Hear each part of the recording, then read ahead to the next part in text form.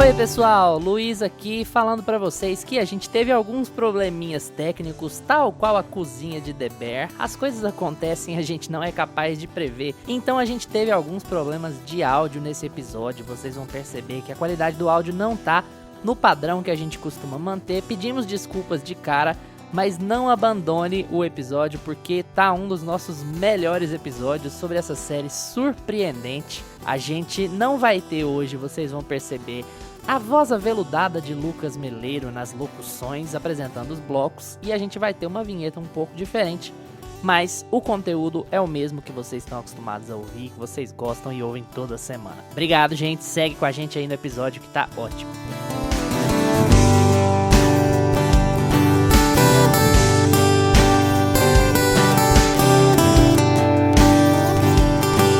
Bom dia! Bom dia, chefe! Boa tarde, chefes! Boa noite, chefes! Boa madrugada, chefes! Todo mundo com os fones de ouvido que tá começando o seu Meia Pantufa, chefe!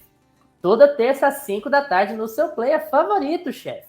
Eu sou o chefe Luiz Leão e hoje eu tenho de um lado o meu amigo chefe que leva meses para conseguir fazer um donut, Gustavo Azevedo. Bom dia, tarde, noite, madrugada, Gusta, chefe! Como você está? E aí, assistidores e assistidoras de Masterchef, digo, de facas cortando cenouras em tamanhos irregulares. Como é que vocês estão? Ótimo, indo bem, indo muito bem. E do outro lado, meu amigo chefe que odeia espaguete com molho de tomate, Lucas Abreu. Bom dia, tarde, noite, madrugada, chefe. Como você tem passado? E aí, chefes do Meia Pantufa? Gente, quem Chefe não tiver assistido a série tá boiando porque caralhos eu fiz a introdução desse jeito. Mas fica aí com a gente não enlouqueceu não, tá, gente? Já a não gente explica, né? Não deu falha na Matrix, já a gente explica. Tá bom, a gente sabe que aqui no Meia Pantufa a gente exagera com esse negócio de melhor série do ano, melhor filme do ano. A gente vive a época mais prolífica da história da televisão, com um volume imenso de produções de TV aberta, TV a cabo e streaming chegando dos mais variados países. E a mais nova dessas grandes produções vem do FX, canal a cabo estadunidense responsável por uma infinidade de outros conteúdos famosos e premiados. A bola da vez é O Urso, série de 8 episódios curtos que surgiu como um furacão com a crítica e que no Brasil está disponível no Star Plus. A série se passa praticamente toda em uma cozinha de lanchonete em Chicago, liderada por um chefe mundialmente famoso que herdou a espelunca após o suicídio do irmão. A partir da obsessão de Carme por melhorar a qualidade do lugar, O Urso nos leva a algumas horas da insanidade que é uma cozinha profissional, seja ela gourmet ou de beira de estrada. Então, é claro, a gente não iria encerrar 2022 sem falar sobre essa série por aqui. Mas antes de partir para o episódio, a gente tem alguns recadinhos importantes para você que é fã do Meia. Primeiro, lembra de compartilhar os nossos episódios com os amigos, parentes, pets, com todo mundo que você puder. Essa rede é importantíssima para o podcast crescer cada vez mais. Mais uma coisa, se você está ouvindo a gente agora pelo Spotify, avalie o podcast aí no seu aplicativo. Tá logo no começo do seu feed. É só clicar no Meia Pantufa e dá pra gente as estrelas logo abaixo da descrição. Com essa avaliação, o Spotify nota a gente, distribui melhor para potenciais novos ouvintes e nos ajuda a expandir cada vez mais o nosso trabalho. Sem mais delongas, junte todos os chefes e vem debater a série O Urso, The Bear, com a gente no Meia Opinião.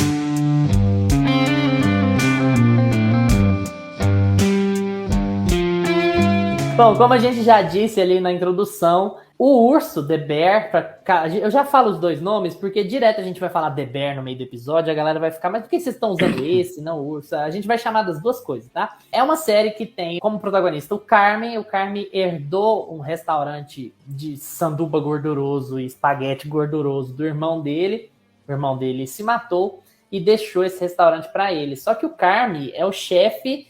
Ele é o Masterchef do Masterchef. Ele faz a Paola Carosella parecer várzea. Quem é Jacan? Exatamente, quem é Jacan? O Carme é orgulho da profissão. E aí ele abandona o restaurante mais foda do planeta para ir lá cuidar do Subway do irmão dele, do podrão ali na esquina, em Chicago. E ele quer transformar esse restaurante num restaurante organizado, limpo, estruturado, com a comida melhor, não necessariamente com a comida fresca de caviar e coisas de restaurantes franceses, mas ele quer que a coisa fique organizada de maneira mais elitizada, digamos assim, né? E aí ele tem como obstáculo uma equipe que sempre trabalhou de forma muito informal, uma equipe que ainda está meio abalada com a morte do Michael, e principalmente com o primo que não é primo, que detesta mudanças e está lidando com tudo que está acontecendo ali de forma muito revoltada. Antes de emitir opiniões, vamos dar as honras primeiro a Gustavo. Gusta sempre fica com essa bucha. Você chegou por último aqui em The Bear de nós três, então sim, você vai fazer as honras de falar o que você achou. Depois de muita pressão, Gusta, assiste, Gusta, sim, tem que assistir.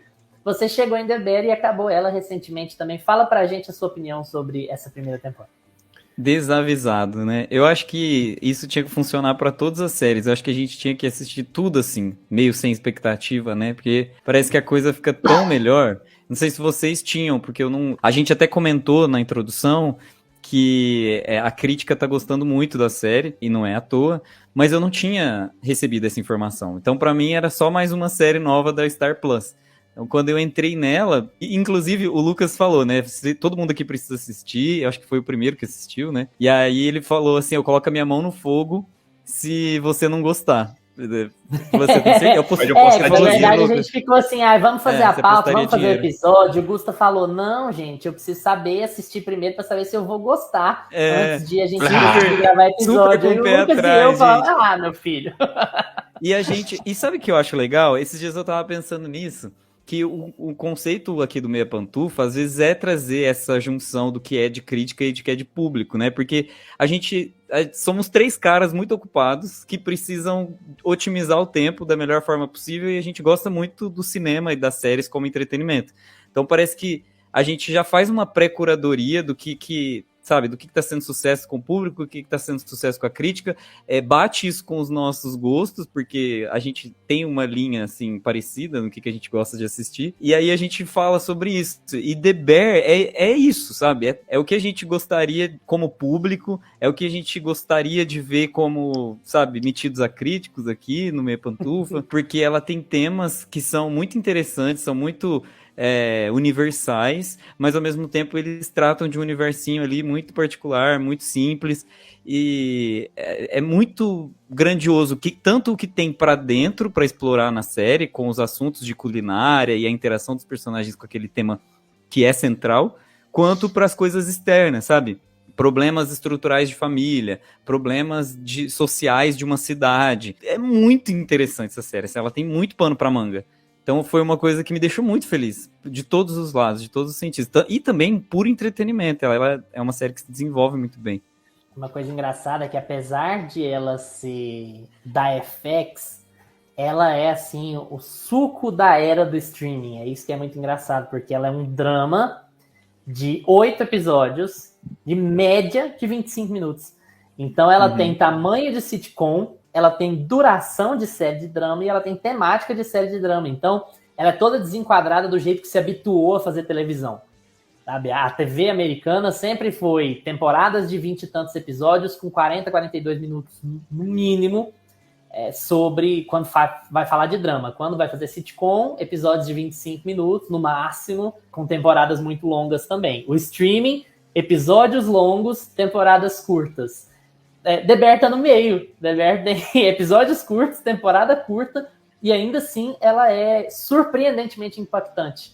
Quando a gente vê que ela tem um tempo total de, 4 horas, a gente não acredita que ela possa ter a quantidade de conteúdo que ela tem, né? E ela tratar o conteúdo do jeito que ela trata. É muito curioso isso. Lucas, e aí, suas impressões sobre o Urso? Eu já vou falar de cara que eu adorei esse formato. Vou aproveitar que você estava falando sobre isso. Eu adorei esse formato de The Bear, de 8 episódios rápidos, curtos, 30 minutinhos ali para cada episódio. O último, né, que é um pouco mais longo, uns 40 e poucos minutos, mas não tem nenhum que chegasse a 50 minutos, uma hora, não tem. E, cara, funciona muito dentro da história, porque é uma coisa muito caótica, né, The Bear? É aquele Nossa caos rolando Senhora. o tempo todo, é aquela correria e gente falando ao mesmo tempo e dentro da cozinha apertada, esse negócio meio claustrofóbico.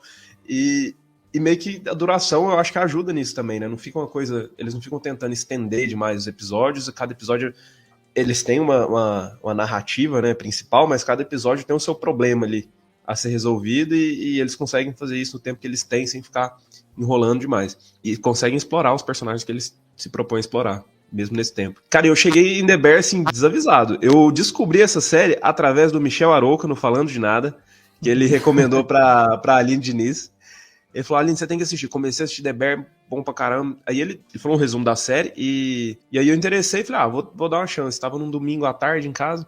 Cara, maratonei. Quando eu vi, eu tinha terminado já. Ela tem esse espírito de maratona. Ela é Sim, muito maratonável, assim, porque me surpreendeu muito, cara. os personagens vão ficando interessantes ao longo dos episódios. E eles não deixam de tratar de cada personagem principal em todos os episódios. Os personagens centrais, eles são lapidados minuciosamente a cada episódio que passa. E os personagens secundários, cada um tem um episódio dedicado para eles, para mostrar o que está acontecendo na vida pessoal, para eles amarrarem aquelas motivações deles dentro do restaurante. Porque se a gente parar para pensar, a gente está falando de um restaurante que está quase falido, que tem uma pessoa traumatizada pelo suicídio do irmão tentando recuperar o lucro desse restaurante e a fama dele, né, assim, a moralzinha que seja, né, desse restaurante. E aí você fica pensando desde o começo, por que esse povo tá aí, sabe? Por que esse povo tá fazendo o que tá fazendo? Então existem várias motivações por trás, não é aquela coisa do coach, do empreendedorismo barato de você tem que ser apaixonado pelo que você faz. Não, jamais. Não tem essa... E todos eles são apaixonados pelo que eles fazem.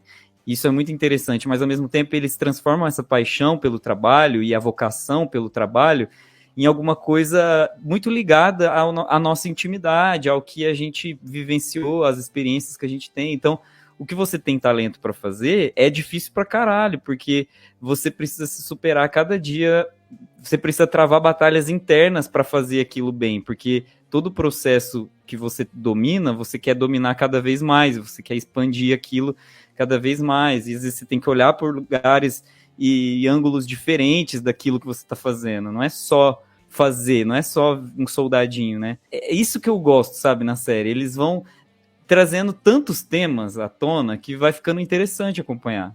Uma coisa que eu gostei muito também é que logo no primeiro episódio você não tem aquele uma introdução de quem é o Carme, onde ele estava, ele não tem assim, o velório do irmão, ele recebendo notícia, de repente você já começa com ele lá, tocando a lanchonete, e aí você vai entendendo ao longo do episódio, ao longo dos diálogos que eles vão tendo, você termina o primeiro episódio entendendo tudo, e se passando todo praticamente dentro da cozinha, e você entende através de diálogos, assim, entre os personagens mesmo. E eu achei o jeito que a narrativa da série vai indo do primeiro até o último episódio, eu achei muito, muito interessante, assim, o jeito que eles fizeram. Eles não precisam ficar mostrando o Michael, né, que é o irmão dele, que morreu toda hora, eles não precisam nem... O Michael a gente descobre quem é lá no último episódio, né, e eles não ficam perdendo muito tempo com flashbacks, contando, assim, demais a história. Você tem ali um resumo e através dos diálogos ali rápidos você já vai pegando e vai meio que engajando no dia a dia mesmo dessa galera. Você falar do Michael é legal, porque assim, uma série desse jeito, do jeito que ela é, como ela é filmada, qual é o lugar que ela tá, eles tinham que dar um jeito de pôr o John Bertal no meio do lá, né? Aí agora que você vê o Michael, você vai lá, não, esse cara aqui tinha que estar nessa série. É muito legal, né, que é ele. É sempre ele, é o cara, ele é o grosseirão do Walking Dead, ele é o grosseirão do Justiceiro, agora ele é o grosseirão do Urso, toda vez. Exatamente. Essa profusão de diálogos e essa intensidade que eles vivem na cozinha é justamente pra gente entender o que tá acontecendo na cabeça do Carmen, né, que é o nosso protagonista. Eu tenho a sensação de que eles usam a linguagem cinematográfica muito a favor deles nesse sentido. Eles conseguem trazer a sensação de sufoco, os cortes rápidos, e tem a brincadeira do corte da faca da cozinha com o corte né, que isso pra culinária é um prato cheio, você brincar com isso. E eles usam isso muito bem. Pra culinária então, é um prato cheio. Pra filmes culinários. Nossa, a Faba. Eu tô assim, gente, linkando uma coisa com a outra de uma profundidade. Vocês não estão ligados comigo nesse episódio. Mas eu sinto que eles usaram muito as linguagens do cinema, assim, né? Essa série tem muita cara de filme. Como eles conseguiram trazer uma textura diferente pra série. Apesar de ser tudo muito cru, é tudo muito bem feito, sabe? Tudo tecnicamente muito impecável. Eles usam locações que estão ali aparentemente... aparentemente não, né? Locações desgastadas, sujas. Ela é filmada sabe? em Chicago, Você né? sente... Ela é locação mesmo, não é set. Aham. Então, e isso também, mais um detalhe. Você aprende um pouco o que é Chicago por meio da série, por meio daquela vivência de loja, por meio daquela vivência de restaurante. Então, cara, a nossa cabeça explode, assim, em abstrações mesmo, assim, sensações que você tem. Eu tô apaixonado por essa série. Mas eu tenho um detalhezinho que depois eu quero falar, que não é um problemão, mas que tem a ver um pouco com essa linguagem. Mas eu vou deixar isso aí. Enfim, Toca eu acho Sufjan assim, Stevens. uma coisa muito legal. Essa série ela tem, obviamente, a cara do FX, assim. Eu acho que tem um padrão de produções ali dentro do FX, que é uma espécie de premium da Fox, né? Ou seja, é da Disney. Se a gente falar de algum canal aqui, a chance de ele ser da Disney é de 80%. No caso aqui também é... A chance de você ser da Disney que tá ouvindo a gente é muito alta. Alô, Disney, meia pantufa, vamos comprar a gente. E aí tem muito cara de produção do FX. Você lembra muito de Atlanta quando você está assistindo, e você lembra muito também de American Crime Story, por exemplo. Em especial a temporada do Versace, que é um pouco dessa sujeira, sabe? É um excesso de saturação, mas de sujeira, de um ambiente pesado, de um ambiente complicado, mas ao mesmo tempo você não deixa a história caminhar para um lado banal, sabe? Para um lado batido de é droga, é violência, não sei o quê. A série convive com a violência de estar naquele lugar, daquele jeito, mas ela não é sobre isso, hora nenhuma. Ela tem uma dinâmica muito pé no chão. Eu acho que isso é o mais legal dela, porque falando um pouco sobre a experiência como um todo, eu não acho a história que está sendo contada, nem mesmo assim o jeito que está sendo contado em texto, imaginando no papel, tão inovador assim. Eu acho que tem muitos tropos ali muito comuns. O irmão que se matou e você não sabe por quê, o cara que está surtando e você não sabe por quê, ele tem uma crise psicológica, mas você não sabe onde ela surgiu, você sabe que você só vai descobrir no final, ele tem uma relação turbulenta com a irmã, é uma questão de obsessão e de desafio. Então, assim, todos são tropos muito comuns na TV e no cinema, só que eu acho que o que dá o charme absoluto de Urso é o como contar. E aqui a gente tem que falar muito de técnica e falar muito de como essa série é muito bem executada e de como ela te sufoca o tempo inteiro. Tem uns episódios dela que te cansam. E não é cansaço de tédio, não. É cansaço de você ficar ofegante. Você terminar o episódio e falar, cara, mas que é isso? Que energia maluca. E assim, é um jeito de se falar sobre cozinha muito comum, né? As pessoas costumam dizer que cozinha é desse jeito para pior. Então, é muito sufocante porque é um ambiente de loucura, de caos. E eles se encontram ali no meio daquele caos. E mesmo quando o Carme começa a conseguir organizar as coisas, para o espectador externo, continua caótico.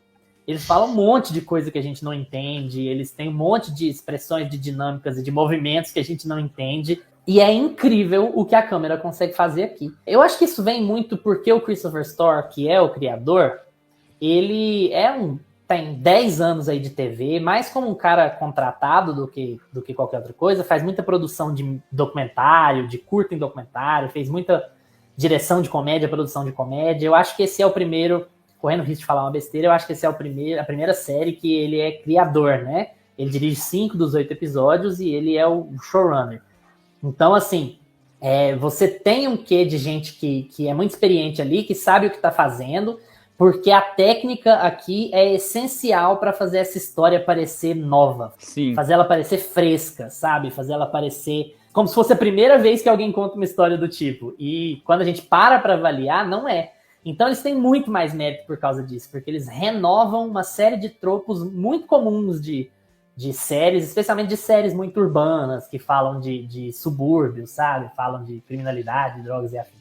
Sim. Isso é um trunfo, na verdade, de quando você tem a mão de um showrunner que sabe o que quer, sabe? Você sente muito a mão do showrunner nessa série, porque ela tem uma linguagem única, ela fecha do começo ao fim. Ela me lembrou muito uma série da HBO Max que chama I May Destroy You, e ela tem um pouco desse caos urbano e dessa sensação de sufocamento, com temas extremamente diferentes, com histórias completamente diferentes. Ela me lembrou um pouco a primeira temporada de Morning Show. Morning Show é bem mais caótica do que Morning Show. Mas... Eu acho que o The Morning Show, ele tem uma carinha, assim, de bagunça, de acompanhar backstage, mas eu acho que pelos tempos de cada episódio, a gente tem um respiro maior, a gente tem momentos mais contemplativos. Aqui, em nenhum momento, a gente tem sossego. E, assim, é como se você estivesse ali mesmo, dentro daquela vida, como se você fosse um funcionário.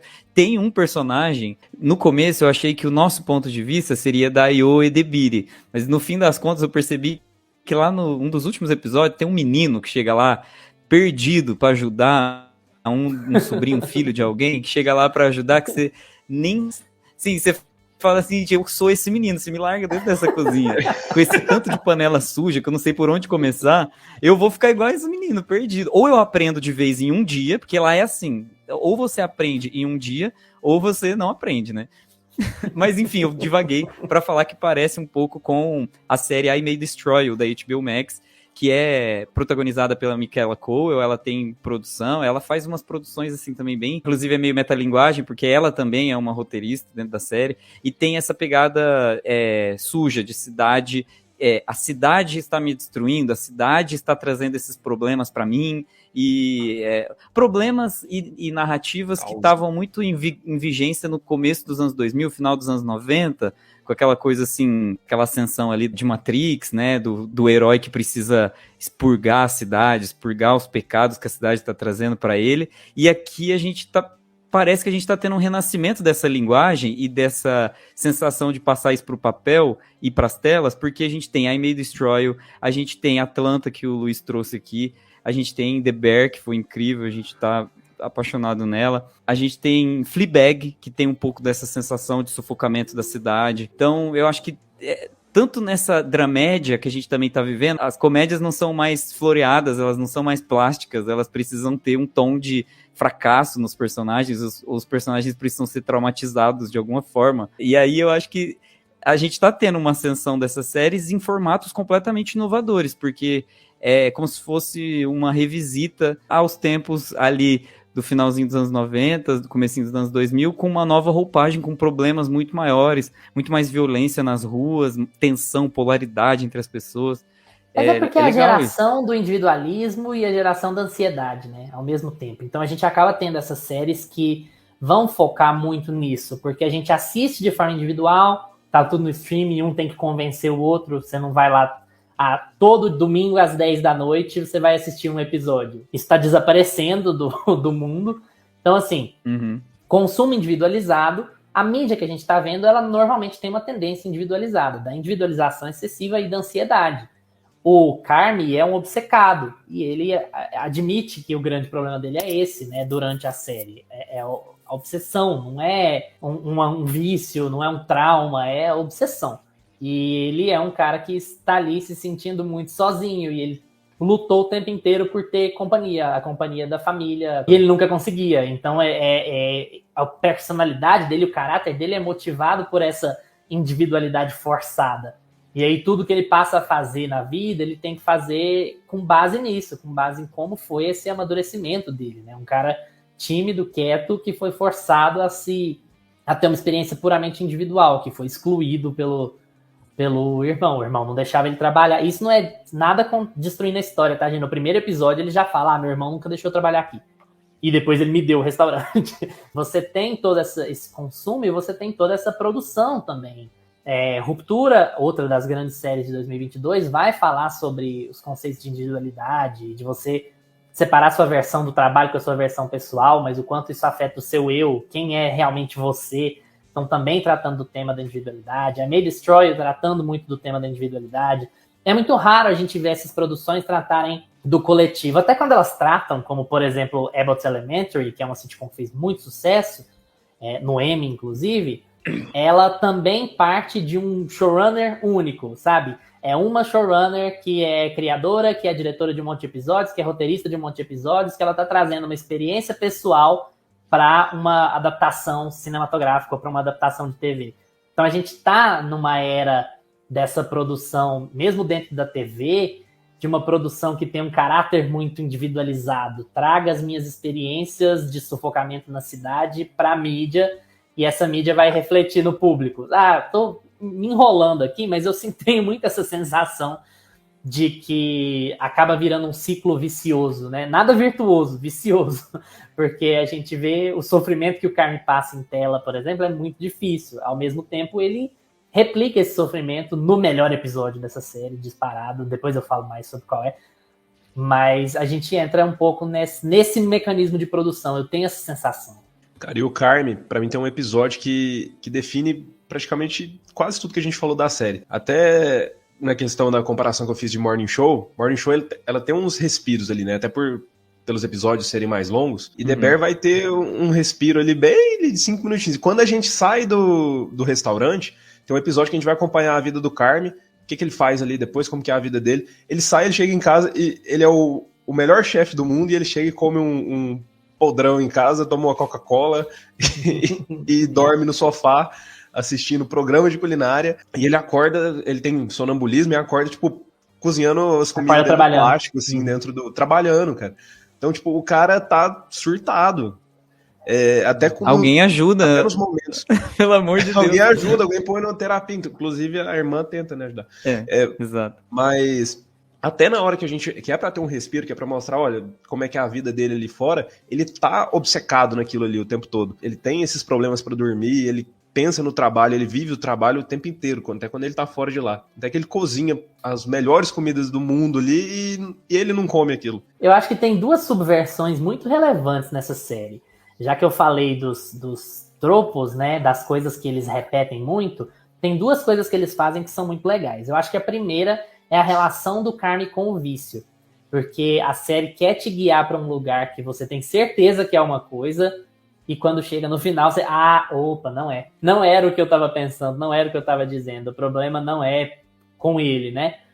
E ela tem uma outra questão, que é mais casada com o que o Gusta falou sobre eles amarem o que eles fazem, que é uma coisa muito interessante ali. Todo mundo ali, especialmente a Sydney, a personagem da Ayo Edebiri, ralou muito para estar ali. Ela, mais ainda. Ela e o Carme estão trabalhando abaixo do que eles poderiam, em termos de fama, em termos de salário, em termos de reconhecimento. Os dois estudaram e ralaram para ser chefe de restaurante gourmet, chique pra caralho.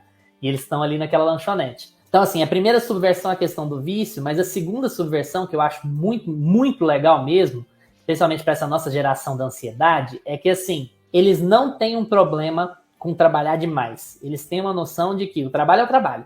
Isso é uma coisa muito comum quando você vai falar dessas séries que se passam em classe média baixa, sabe? Especialmente nos Estados Unidos, questões raciais, questões de uma cidade muito tomada pela violência também. Eles não têm problema nenhum com o trabalho. Trabalhar muito faz parte. O trabalho é o trabalho. Mas isso não significa que eles aceitam qualquer coisa. Isso não significa que eles vão se submeter a um ambiente de trabalho em que as pessoas são escrotas. Em que as pessoas são escrotas só por ser escrotas. Então, assim, essa é uma outra subversão muito legal do próprio seriado de cozinha, sabe? Porque esses Masterchef da vida, lógico, aqui não falando do Brasil, falando de tudo, eles condicionaram a gente a achar que é bonito e normal um chefe ser um filho da puta com a equipe dele para ele poder conseguir fama e sucesso. E a série quer quebrar isso. A série quer dizer que, se você for escroto, eu vou vazar. Eu não preciso disso aqui, sabe? Eu vou trabalhar na merda, eu vou parar de trabalhar, eu vou, sei lá, juntar moeda para conseguir passar uns meses, mas eu não preciso me submeter a qualquer... Rochelle, eu não preciso disso, meu marido tem dois empregos. Tá? Eu acho que essa é uma das coisas mais legais que a série deixa ali pro finalzinho, sabe? Essa mensagem de... Não é porque o trabalho é puxado e o trabalho é insano, caótico, que ele precisa de grosseria, que ele precisa de ofensa pessoal, que ele precisa de destruição de mérito e que ele precisa gerar ansiedade, gerar, sabe, problema psicológico, gerar burnout. Não é essa a ideia. Eu acho que você gosta de The Bear porque tem o Joel McHale e ele já fez Community. Eu ia e você falar é com viciado você, em inclusive. Community. O John McHale Você- aparece lá e ele não tem nem nome. Ele é acreditado Ele não- como chefe de Nova York, sabe? Como John chefe. McHale. E ele é o papel desses caras aí de MasterChef que tem o papel, né, de Cusão, fazer né? o chefe O ruim. chefe Mas cuzão. na verdade, se você Mas o Carne né? Em determinado momento. Eu acho que o Carne é mais representativo do que... Sim. Não, mas é porque pra memória dele, né? O que ele tem de referência de um chefe O ruim, Carmen, digamos o assim. Carmen você sente É isso, ele. né? Que ele pega o que ele tem de referência, mas que ele tenta ser bonzinho. Ele é um cara que ele, no fim das contas, ele tá preocupado com as pessoas que estão trabalhando com ele, apesar dele não ter muito tempo de lidar com os problemas dessas pessoas, porque no fim das contas, como o Luiz estava falando, tá todo mundo ali para trabalhar, ninguém tem tempo para baboseira e tá todo mundo querendo fazer o seu, sabe? Fazer o restaurante funcionar, cada qual com a sua função. Então, quando entra a Sydney, né, no restaurante, desde o primeiro episódio, ela chega para bagunçar, digamos assim, a dinâmica, porque até então aqueles funcionários estavam se relacionando com o Carmen, que era conhecido para eles, querendo ou não, porque ele era irmão do ex-dono. E aí a Sydney chega com uma nova cabeça, com uma abordagem francesa de organização do restaurante. E aí ela vai quebrando cada personagem Ela faz todo ao um meio, plano, assim, né? né? Um de cada forma. Ela faz um plano de restabelecer as finanças daquele restaurante e também a organização, né, da cozinha. E aí ela, aos poucos, ela é talvez até mais responsável do que o Carme de mostrar pra gente o que os personagens têm de melhor e o que eles têm de pior também. Então, ela é muito responsável por muita coisa nessa série e isso é um trabalho incrível da atriz, porque eu sei que o texto é muito bom, mas ela consegue transparecer tensão e preocupação. Ela carrega os personagens secundários com ela pega na mão e vai, porque a gente fica com o Carme, é uma relação muito pessoal entre nós e ele, o que ele tá passando, como a gente vai interpretar isso, e eu sinto que ela tem essa função de pegar na mão de todos os personagens e trazendo pra tela, pro que a gente precisa ver. Não sei se vocês sentiram isso. É muito bom como com tão pouco tempo de tela, a série consegue também te desligar do Carme, sabe? Eles têm 4 horas de transmissão, mais ou menos, de minutagem final, e a gente se desliga do Carme em vários episódios. A gente entende muito bem como é que são as dinâmicas que importam ali. Claro que tem personagem subaproveitado, porque tem muita gente naquela cozinha, e o tempo é realmente pouco, e a gente precisa descobrir muita coisa, mas na medida do que dava com aquela duração, a gente acaba sabendo muito sobre os personagens mais importantes, sabe? Particularmente a Sydney e o Marcos. E também o primo que não é primo, claro, mas assim, da cozinha, a Sydney e o Marcos são assim, são personagens muito legais. Cara, eu adoro o Marcos. Eu acho que o que deixa a gente me deixa mais puto na série, particularmente no 7º episódio, eu queria falar mais sobre ele em específico, mas o que me deixa mais puto no 7º episódio é o que acontece com o Marcos. Eu fico, não faz isso não, brother. Eu fiquei muito chateado com a história do Donut. Acho que foi o que mais me pesou naquele episódio, mas assim, então esses caras, eles têm um pouco de tempo de desenvolvimento de história que te dá um contexto legal ali quando você vai absorver o todo. Não é só sobre o Carme. E geralmente as séries, elas têm um pouco de dificuldade de fazer isso funcionar bem, de equilibrar a história A com as histórias B. Então é mais um mérito aqui de quem escreveu e de como foi executado, porque a gente sai com essa sensação de conhecer muito bem a cozinha depois desses 8 episódios, né? Aquela cozinha, aquelas pessoas, não de saber cozinhar. Dá a sensação de que se você fizer uma viagem para Chicago e passar lá na frente, o restaurante vai estar funcionando daquele jeito. Porque o desenvolvimento de personagens secundários não é necessário em todo audiovisual, mas ele é importante para você manter a história viva. Você consegue, se a pessoa se lembra de um dilema do personagem secundário, ela consegue se relacionar, ela consegue cruzar com outras histórias, não fica aquele personagem NPC que apareceu para dar um problema pro personagem principal se desenvolver.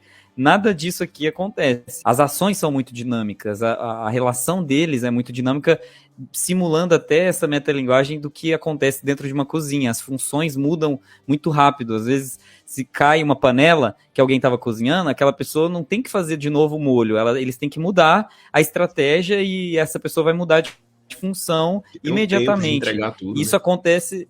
e tirando tempo. E isso acontece em todos os episódios. Todos os episódios a gente muda funções, você não sabe se o cara lá é responsável só pelo corte da carne, se ele é responsável por fazer a sopa ou pelo purê de batata, porque cada dia tá acontecendo uma coisa diferente e é pra ser assim, entendeu? É pra Cara, é gente... muito louco.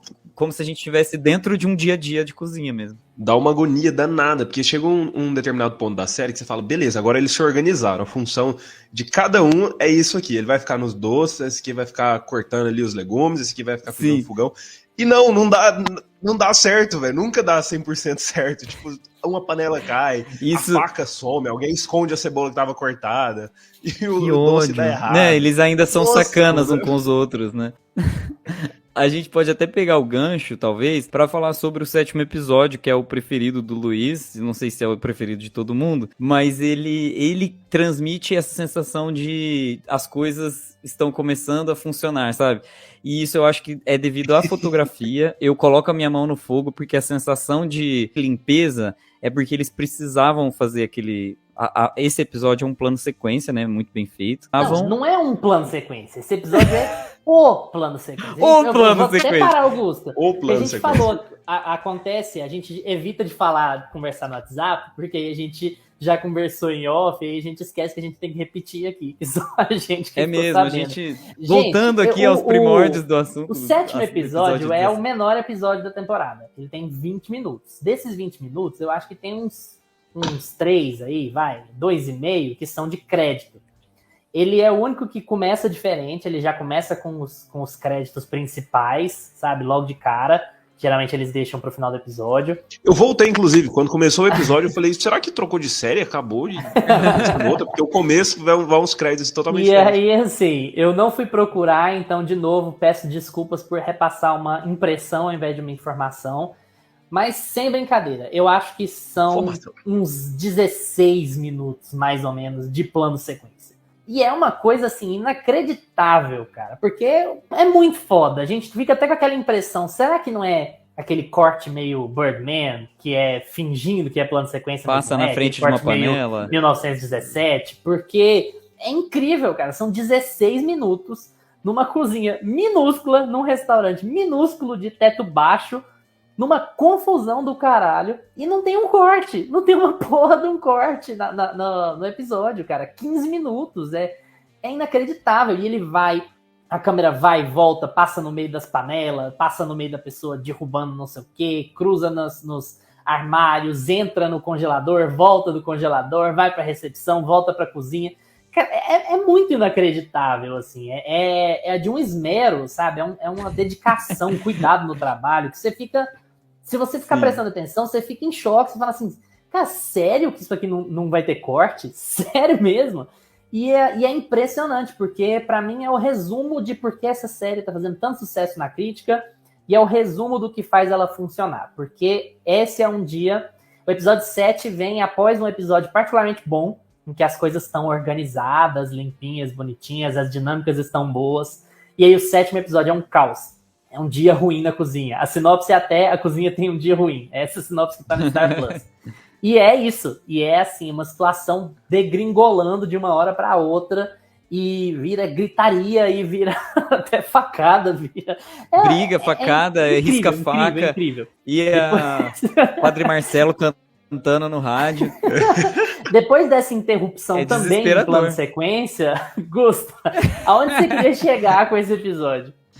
O que eu queria dizer é linkar ali o que o Lucas tinha falado sobre quando a gente acha que as coisas estão organizadinhas na série. É justamente a transição do episódio 6º pro 7º, em que eles organizam as estruturas da cozinha e, ao mesmo tempo, no 7º episódio, eles deixam tudo mais claro, porque como eles precisavam fazer um plano sequência, o que eu imagino, tecnicamente, é que eles precisavam iluminar tudo meio flat, assim. Você pode perceber que o 7º episódio, ele não tem tanta textura quanto os outros. Ele é um episódio, entre aspas, mais pobre em fotografia, porque para você fazer um plano sequência controlando muito a luz, é muito mais difícil ainda, porque daí você tem que ter uma equipe para ficar vigiando a luz. É óbvio que teve sim essa equipe, mas eles se dedicaram em iluminar a cozinha como um todo, então as coisas não tem tanta sombra, não tem tanto contraste. E no começo do episódio, quando você abre, parece que o sol nasceu na cozinha. Então, tudo tá muito claro, tudo tá muito organizado, tudo tá muito bem, até que o caos se instala e a cozinha tem um dia ruim.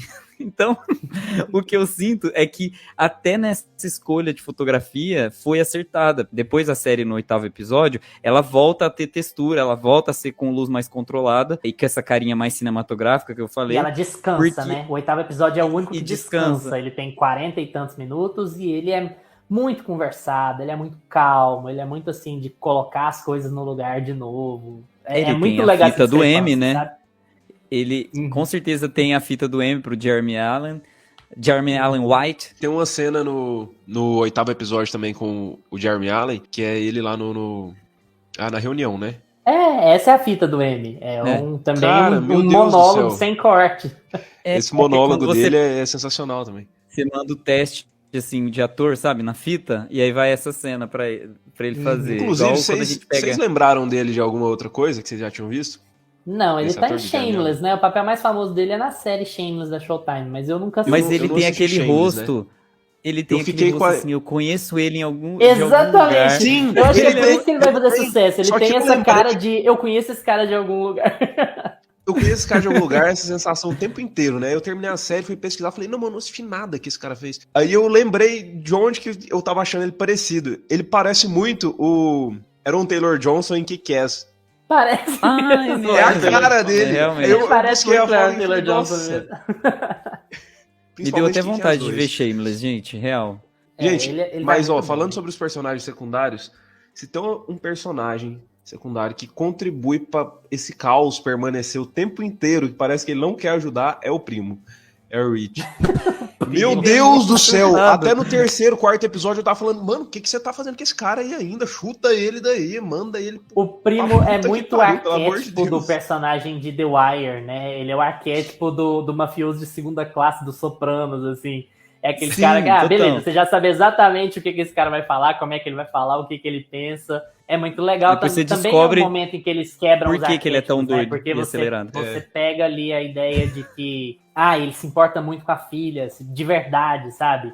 Não é que ele se importa com a filha de um jeito que um mafioso se importaria. Ele é um cara muito amoroso com a filha, ele sente muita falta dela, ele tenta ter uma vida social normal, ele vai lá num date, sabe? No encontro às cegas com a pessoa. Ele tá tentando se adaptar ao mundo girando em volta dele, de alguma forma. É um personagem muito legal também, que inclusive tá em Justiceiro, com o John Bertal. Então, capaz que até foi ele que fala, vem aqui, John Bertal, volta aqui.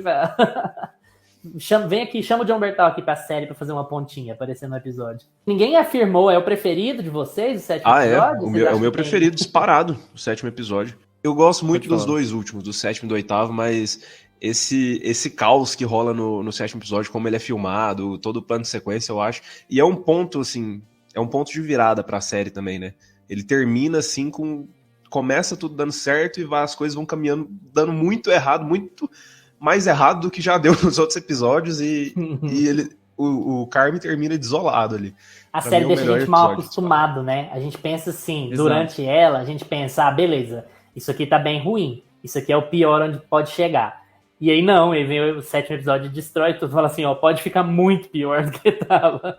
É, a sensação de que uma cozinha é imprevisível. O tempo todo você tem isso na série, de que qualquer coisa que sair fora de uma boca de fogão ficar acesa errada, alguém queima a mão, aí se essa pessoa não tá mais na cozinha, aí a produção dos alimentos fica comprometida, sabe? Isso toda hora acontece, você fica com essa sensação. E no plano de sequência tem esse charme de que as coisas ficam mais sufocantes ainda, porque é como se você estivesse dentro da discussão, não corta, não tem um alívio. É pra isso que a gente usa plano de sequências, né? A gente até falou no episódio de House of the Dragon, na Renida subindo as escadas lá sangrando. O plano de sequência, ele é usado muito nesse tipo de situação, porque o corte, a gente não pensa muito sobre isso quando a gente tá assistindo, mas o corte é um alívio pro público, né? Porque o corte é uma mudança de perspectiva, então ele dá aquela ideia de que você é onisciente, que você pode escapar daquela série a hora que você quiser, é só você pausar, ela tá sempre te aliviando. O plano de sequência não te dá isso, fala assim, ó, você tá aqui na merda com a gente. Enquanto esse episódio não acabar, você vai ficar aqui na merda com a gente, você vai ficar vendo como se você estivesse aqui. Esse é o grande peso do que tá rolando ali, né, tecnicamente falando. Vamos pro nosso... coisa que a gente mais tem repetido agora em outubro e novembro. O Urso mudou alguma coisa no ranking de vocês de séries do ano? Mudou. Pra mim... Mudou, do Lucas? Mudou, pra mim mudou. Oba, Lucas! Fala aí, então. Uepa! Mudou? É a melhor série do ano ou entrou no seu top 3 aí? Entrou no meu top 3, mas eu ainda tô com a dificuldade de colocar ela em primeiro, assim. Ela tá quase desbancando Ruptura, né? Porque até agora, Então, pra mim, passou House of the Dragon. O Urso é melhor Passou que House of the Dragon. Pra mim, passou House of the Dragon. Eu acho que ela foi mais impactante, assim. E eu não consigo achar um defeito pra ela. House of the Dragon foi caminhando muito bem, foi crescendo muito, cada episódio melhor que o outro, tudo muito bem construído e tudo mais, mas era aquela coisa, né, que a gente já esperava vindo de Game of Thrones. E eu acho que o fator surpresa, tanto em Ruptura quanto em The Bear, ajuda muito. Além delas as duas serem tecnicamente muito bem feitas, elas são muito inovadoras, de certa forma, e talvez Ruptura mais. Mas The Bear, tipo, te traz junto ali, né? Consegue te deixar imerso naquele caos ali. E é surpreendente também, ao mesmo tempo. Mesmo tratando de coisas que a gente acha que podem ser clichês e ela consegue surpreender. Então eu acho que, pelo menos no top 3 tá, hein? Tá Ruptura, The Bear e House of the Dragon. São as 3 do ano, pra mim. E The Bear tá aqui, ó, empurrando Ruptura já. Tá pau a pau ali no primeiro. Se você assistir Ruptura de novo, talvez você desconsidere. Então, né? eu tô quase assistindo de novo. Perto. Assiste perto pra ver. Eu acho que não, porque Ruptura, ela, além dela ser muito inovadora, ela tem um texto muito bom, ela tem uma escala maior do que The Bear. Eu também acho que House of the Dragon ainda é melhor, porque... House of the Bear? House of the Dragon. É da família Mormon. O Carne a é da casa família do... Mormon, que é o urso lá no... E eu acho que a Casa do Dragão, ela é um pouco mais impactante pela escala, né? A gente tem uma história que é muito nova do universo de Game of Thrones. Não tem como não falar dos plot twists e das surpresas que a gente tem nas séries, né? Que tem o material base do George Martin. Então eu ainda fico com a riqueza ali de detalhes que a história do Martin tem e também com esse escalonamento de produção, porque... No fim das contas, por mais que a gente fale da dificuldade de fazer um plano de sequência, que é um desafio muito... É gigantesco um desafio de fazer um plano de sequência, mas eu acho que, assim, não tem um escalonamento de equipe, não tem uma... assim, as locações não são tão irreverentes, apesar delas serem muito originais, bonitas, muito bem dressadas, né? Muito bem... a gente consegue ver que aquilo ali é uma coisa real, tem muito esmero da arte, mas, ao mesmo tempo, eu sinto que é uma série que... Sabe? Falta ela crescer. Eu acho que talvez numa segunda temporada eles deram esse indicativo de que, olha, fizemos uma coisa muito boa com o que a gente tem, com o orçamento que a gente tinha, e quem sabe essa não é uma chance da gente receber mais orçamento, trazer mais locações, fazer... Sinto até que, por exemplo, nos flashbacks que eles têm, nos sonhos, nos devaneios, tem essa coisa meio faltou dinheiro, faltou algumas cenas, eles se utilizam muito de cortes rápidos para fazer coisas inovadoras, tipo banco... Parece que as coisas inovadoras foram feitas de um banco de imagens, de cenários que já tinham ali montados, aquela cozinha genérica, sabe? Assim, quando ele sonha lá, quando ele surta. Então, esse para mim é o ponto de que ela ainda não tá em primeiro ou segundo lugar, mas ela realmente deu uma empurrada. Eu tô com um top 3 parecido com o Gusta. Eu acho que The Bear é a terceira melhor série que eu vi esse ano. Também não acho que tá ali com Casa do Dragão, nem com Ruptura. A gente faz um exercício foda, que a gente acabou fazendo no episódio de Casa do Dragão também, que é comparar séries com orçamentos muito distintos, né? É muito difícil fazer isso, porque você tem uma diferença muito grande de escala, né? Você tem uma diferença muito grande do que é possível apresentar em tela ou não. Só que eu acho que The Bear acaba driblando isso muito bem, porque ela quer te sufocar. Então é vantajoso você, quando você tem pouco dinheiro, Sim. você fazer uma série sufocante. Porque você precisa de pouco set, você precisa de pouca locação, você aproveita uma pá de shot da cidade mesmo, sabe? Visão aérea da cidade, para você complementar minutos nos episódios, mas o que você precisa contar é muito reduzido, é muito apertado. E a Ruptura também é a mesma coisa, né? Acho que a Ruptura tem um orçamento menor ainda. Então é complicado a gente comparar em termos de escala, mas eu acho que o conjunto da obra vai ser muito difícil aparecer alguma outra coisa aí, especialmente que nós estamos no metade de novembro, vai ser difícil aparecer alguma outra coisa aí que você fala, nossa, tá no nível dessas 3 aqui. Também já falei que talvez um especial da Mariah Carey de Natal. Isso poderia salvar. Também já falei que eu tenho um probleminha com alguns arquétipos, eu acho que tem uns tropos muito repetidos aqui, eles não chegam a prejudicar a história, mas enfim, acabam pesando um pouco mais quando você vai comparar a originalidade, né? The Bear tem menos originalidade, só que ela é muito, muito, muito bem executada. Eu acho que essa é a grande questão. Compensa, só pra ver se eu vou ter alguma surpresa, compensa eu perguntar pantufas pra vocês. 10 pantufas. Então é isso aí, 10 pantufas também. Diabo, acho que eu dei 9. Gente, se eu dei 9 pra Casa do Dragão, ferrou, e eu acho que eu dei, tá? Porque como é que eu vou explicar isso? Como é que eu vou chegar em casa? Eu acho que eu dei 8 ou 9 também. Ferrou. Mas eu acho que o que o Luiz falou aqui, é isso. Gente, eu vou pôr um asterisco aqui pra defender Gusta, pra defender o Lucas, pra defender a mim. A gente avalia as coisas pelo que elas se propõem a ser. Sim, The Bear consegue entregar absolutamente tudo que ela quer entregar. Como ela tem o sarrafo mais baixo, a gente dá 10 pantufas, porque tudo que ela queria entregar, ela entrega. Casa do Dragão não entrega tudo que queria entregar. Não entrega tudo que podia entregar. Então a gente deu 9, deu 8 até, nem lembro, tem que olhar lá. Mas não é hipocrisia a gente falar que House of the Dragon é uma série melhor no nosso top 3, mas tem menos pantufas. Eu acho que é super normal, porque a gente avalia as coisas de acordo com e a gente não para pra fazer o ranking também, né? A gente dá uma nota aqui, a gente nem lembra a nota que deu do negócio. E a gente reavalia também. De repente a gente chega ano que vem e fala assim, nossa, eu dei 9 pra essa série, acho que eu devia ter dado 6, olha, tava ruim. Sim. Acontece também, mas isso não é muito fluido.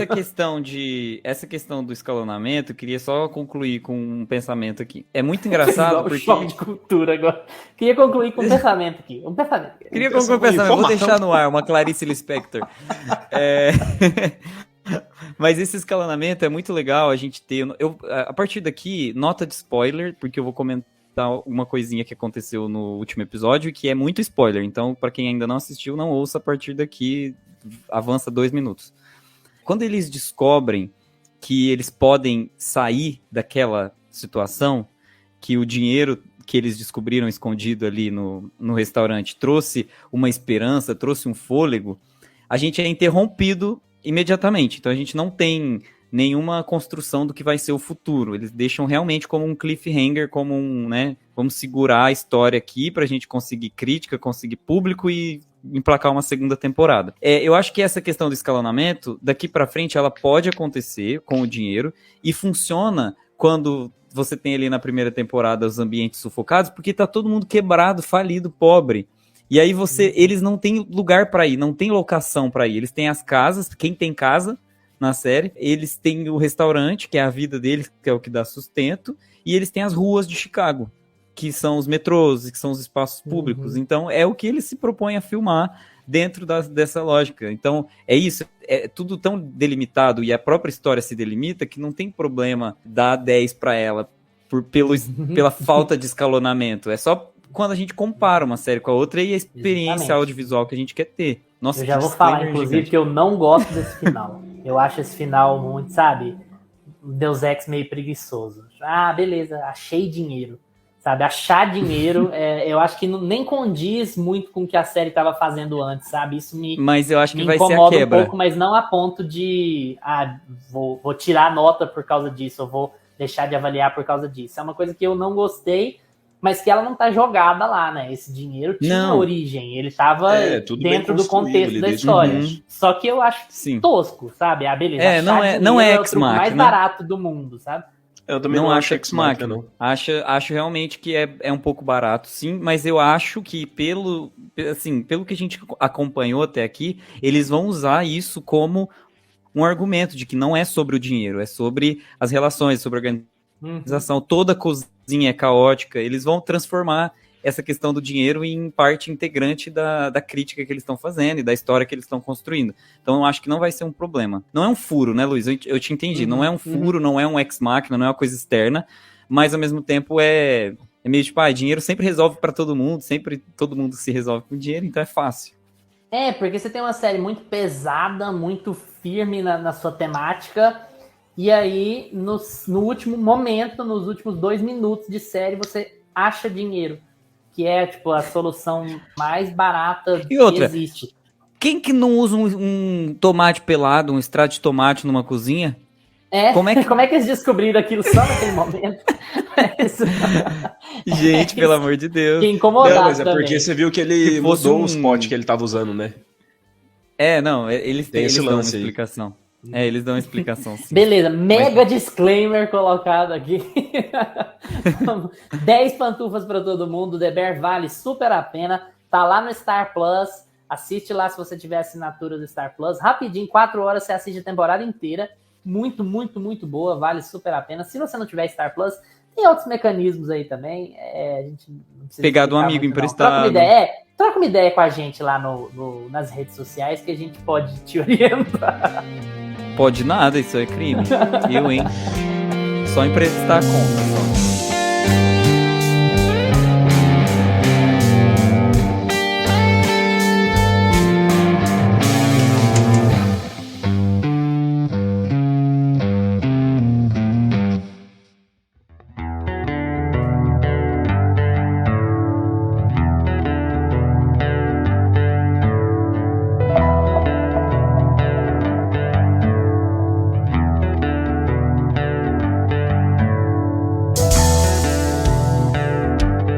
E aí, pessoal, já assistiram o Urso? Gostaram?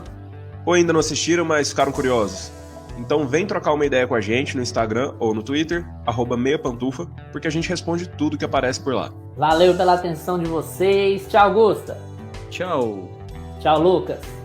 Tchau, galera. Lembrem-se de seguir a gente no seu agregador de podcasts preferido, Spotify, Apple for Podcasts, Deezer, Amazon Music. Terça-feira que vem a gente tá de volta com mais Meia Pantufa pra vocês. Tchau!